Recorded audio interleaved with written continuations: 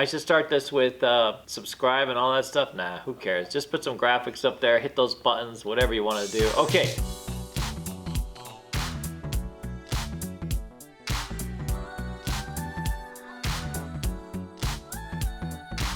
But anyways, welcome back. My name is David. Here I am at CEG. I'm in front of one of our beautiful tables. Just got the bank nice and clean. And we're gonna talk today about casino hierarchy. So it's a kind of a very important component, understanding sort of where you fit in the chain, maybe what your opportunities are further down the road.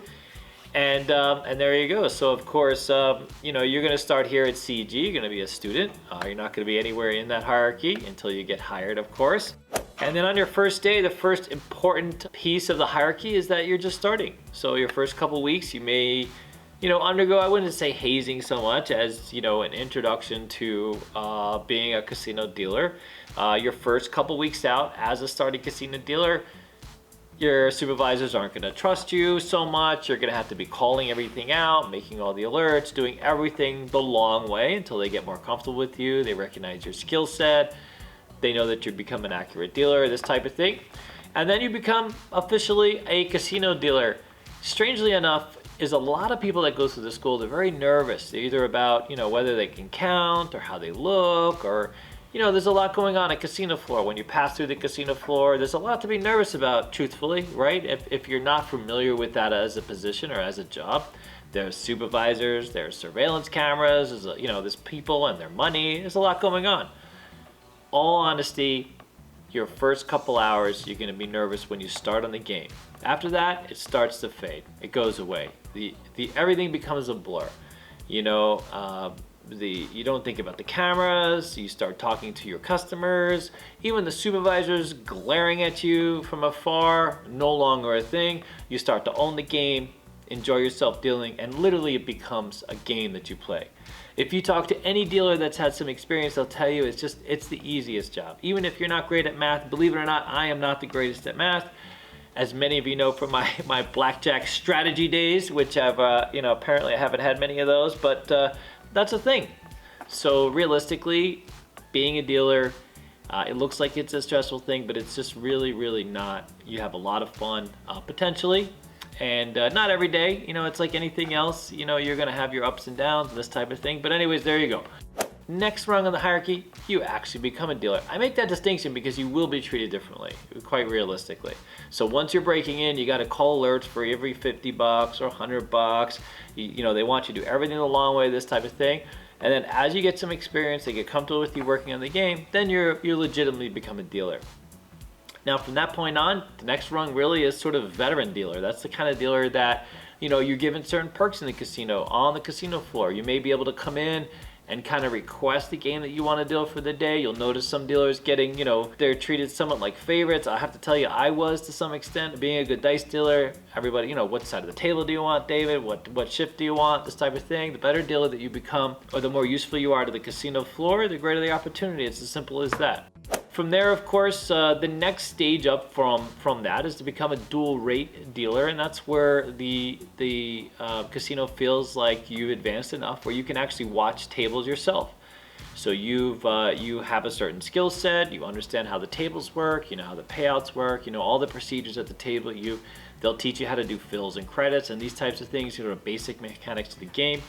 And you become what's called a dual rate. So a dual rate is someone who's still a dealer, but also will substitute as a floor supervisor when necessary. And it's sort of part, you go through some training time, maybe you spend, some people spend a couple weeks as dual rate and move on to a floor supervisor. Other people stay dual rates for years. Maybe you like dealing, maybe you like the tokes, maybe you work at a job where the dealers make more money than the supervisor. In fact, many of the high-end casinos, dealers make more money than the supervisors. So while you may be interested in being a dual rate, you don't want to give up your full-time dealing job. So that's just an opportunity for you.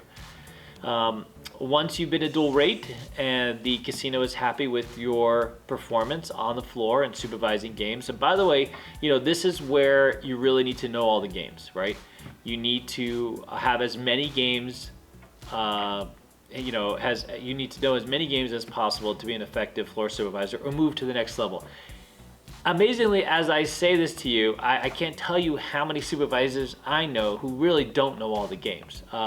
In fact, a lot of casinos have been sort of pushing their supervisors to come back to school, a school like ours, to kind of learn Baccarat, especially when dealing with like high limit Baccarat pits, or we now have an SR class, single zero class, so that's a game that gets watched, it gets played out now on the casino floor. More often than not, a lot of people that go from being a dealer to dual rate to floor supervisor haven't been a dice dealer, so that's a game that's sort of foreign to them. So we have a lot of supervisors that come back to the school with various casinos to learn dice so that they can supervise the game. Sometimes casinos are okay if you just know the game. They just want you to be able to watch it and sort of, they don't need you to have Delta for years, although they like you to have Delta for years, but let's say you've been dealing Blackjack, Roulette, all the other games, and especially carnival games for many years, you just haven't dealt dice. Maybe it's enough if you just come back to school, learn dice, that way you can at least watch what's going on. At that level of casino, perhaps they're comfortable with the dice dealers that they have that are pretty accurate, or maybe they're more comfortable with surveillance, this type of thing. But anyways, we're going into the nuances of being a supervisor at that point. All right, so floor supervisors, once you get promoted past dual rate, you become a floor supervisor, or both dual rate and floor supervisors. You're responsible primarily for maintaining the game and the integrity of the game. You know, each of the games that are on the floor individually. So for example, as a dual rate and a floor supervisor, you might have to fill out fills. If the racks are getting low in checks, you might have to fill out a fill. If there's too many checks, you might have to get a credit. You may also have to approve marker play, anything that's sort of interactive on the game itself between the player and the game. Anything that escalates past that, anything that requires any sort of over approval will go up to either a shift boss or a pit manager. So let's say, for example, you have a customer who wants to request a credit line increase, or has some sort of unusual activity, they want to reserve a game, this type of thing. Very often, anything that changes sort of the fundamental rules of the floor or how your table works has to come in from a higher authority. Someone above the floor supervisor or dual rate would not have those roles. Dual rates or floor supervisor primarily just work on managing the rack, doing like the normal paperwork or the normal routines involved with the game.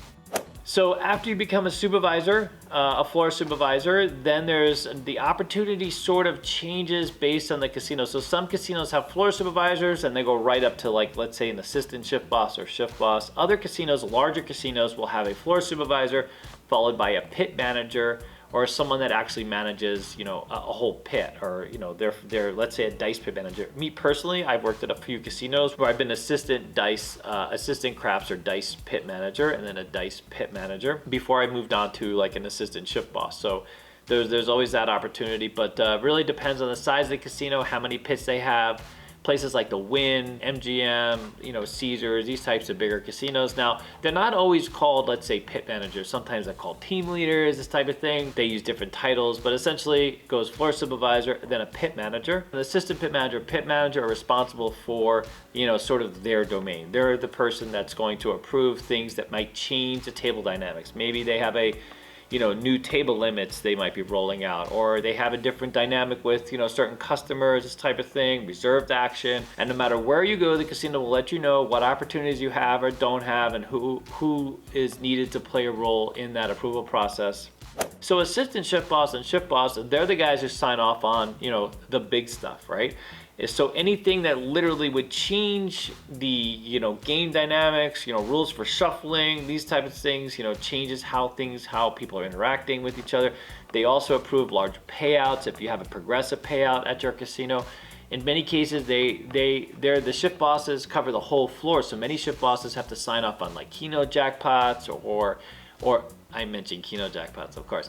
But any kind of large slot progressive, these types of things, they'll play a role in that paperwork as well, because they're effectively like the casino manager on the floor for that shift, if there is no casino manager, right? So if you're a swing shift boss, or you're a graveyard shift boss, you're sort of the guy in charge of the casino activity for that casino.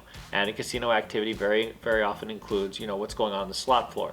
You may not play a direct role in that. They'll have a slot manager or somebody playing a direct role, but when it comes to, you know, large jackpots or something big that might happen that requires a signature, that's the guy or girl that tends to that. After the shift boss, the next part of the hierarchy just sort of moves up to table games director or assistant table games director. Table games directors sort of manage the whole shift. They're the ones that sort of hire everyone. They set the standards and they set the rules, and they create They'll even set the games. They'll approve what side bets, what types of tables, even what types of chairs. They're the ones, sort of, the table game director is purchasing the tables. They're the ones that are rolling out or working with their marketing department and the upper level hierarchy to roll out different types of marketing events and table game events. They might set the customer relationship management software to account for certain types of action. They might be responsible for the ratings, this type of thing. There's a whole host of things table game directors can do that falls under their purview. Now, in many casinos, a table games director, a casino manager, or most casinos that I've interacted with are pretty much the same thing. They're interchangeable titles, either casino manager or table games director, depending upon the casino. Then from there, you literally have the vice president of casino operations or director of casino operations. So that's someone who's over literally all casino related, the entire casino floor. And then that would include, you know, the slot department and making decisions to what slots. They handle all the acquisitions and those types of things and manage basically, you know, everybody underneath them. They typically will report to the general manager of that casino, or in some cases, maybe the chief operating officer or the CEO. Very rarely, I think the CEO, more COO or a GM that might be in charge, this type of thing. I mean, apart from that, it gets pretty detailed. I mean, we might have a video like for each different group, although for, you know, it changes per casino. Obviously, different casinos, different objectives, they have different roles to play out. I will tell you that scheduling, for example, is handled differently in different casinos. Some smaller casinos, the shift boss literally handles, the shift boss for each shift handles scheduling. In some cases, like an assistant shift boss at some casinos handles recruiting. Recruiting is not handled by a separate, you know, recruiting department. It's literally handled by someone on the casino floor who more closely recognizes the needs of the casino floor, and that's the person that goes out and looks for, you know, talent for that floor, depending on the property. We are often visited by, you know, shift bosses, assistant shift bosses, sometimes table game directors as well, all looking for talented casino dealers. So it really depends. Every casino is different, but anyways, this is a brief snapshot into the hierarchy of the casinos. Thank you very much for tuning in. My name is David. Check you out later. Bye-bye.